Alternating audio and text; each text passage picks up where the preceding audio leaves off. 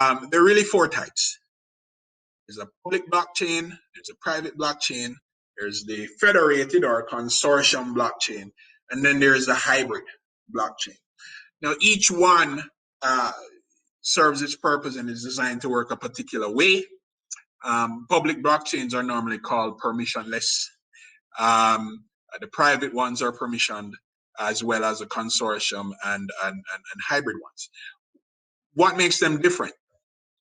With public blockchains, anyone can join, or any machine can join a public blockchain network. So in the case of Bitcoin, the network that underpins, Bitcoin and many other cryptocurrencies is a public one.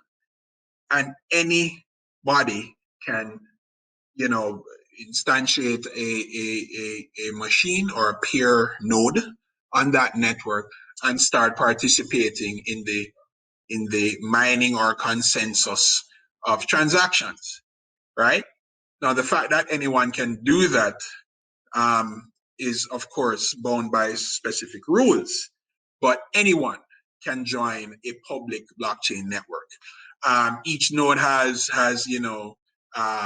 equal transmission power because it is distributed, so everybody is equal, very democratic, right?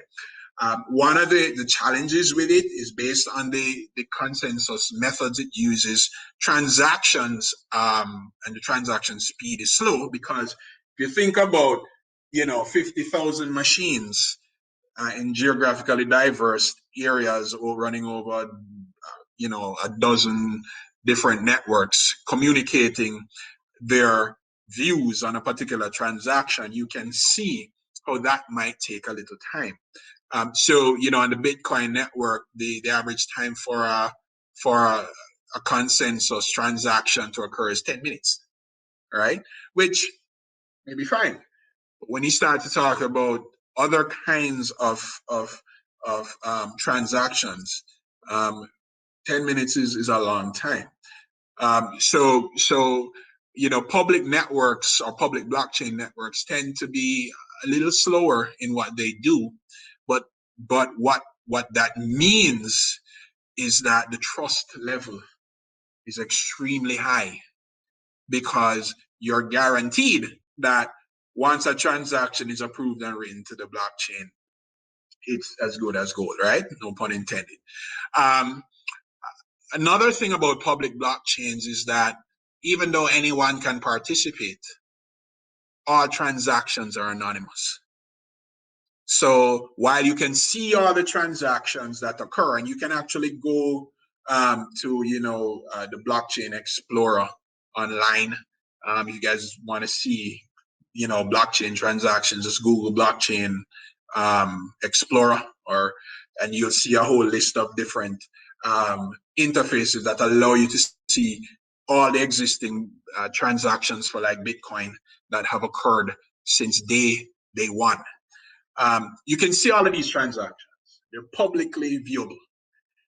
What you can't see is who did it, right? All you're going to see is the transaction ID and the hashing information and so on, but you'll never see who did that. Private networks, on the other hand, because of their nature, because the buildup of a private blockchain network is clearly defined. The participants are known, right? In such an environment, things are not let us say anonymous, right? So all of the nodes on or peers on that network are known because you have to get permission to join that network. Public ones, as long as you follow the rules, you can join that network and everything will be great for you there. In public networks, and this is like a brain tease for many people. In public networks, there's no trust that is required between the participants of that network because the consensus algorithm removes the need for that. It determines what is valid from what is not. So you can technically do transactions with people that you don't know but you're guaranteed that you will get your part of the transaction and the person you're transacting with will get their part. And that happens with no human intervention at all. All right. It all happens in code. In private blockchains, because of how they're structured and they're managed a particular way, there has to be a certain level of trust that exists between the participants in private blockchain networks. And this is understandable and for obvious reasons. Now, a huge difference between public blockchains and private blockchains is energy consumption. Now, this is important because it will, quite shortly when I start to talk about that, this is why public blockchain networks don't exist in countries where energy cost is high, because the amount of computing power and hence energy that you need to go through that consensus algorithm and solve these mathematical problems is so high with public networks, which again contributes to the time it takes, that those platforms consume so much energy to do that, which is also why they're so secure, right? That it is only in places that the cost of electricity is relatively low that people would benefit from participating in those networks. Now, with private blockchains, you don't need hundreds of thousands of machines. You can literally start a private blockchain with as few as 2 or 3 machines, right? And because of that, power consumption is low. So what you'll find is that in many jurisdictions where power consumption is extreme, the cost of power is expensive.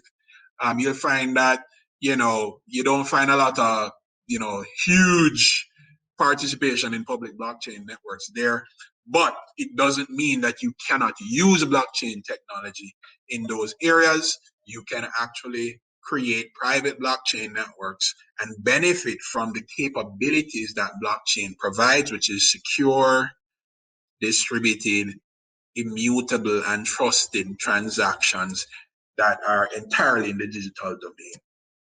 So to summarize, the major differences between the two, public blockchains are open and they're not susceptible to censorship, which is a big thing depending on where you are.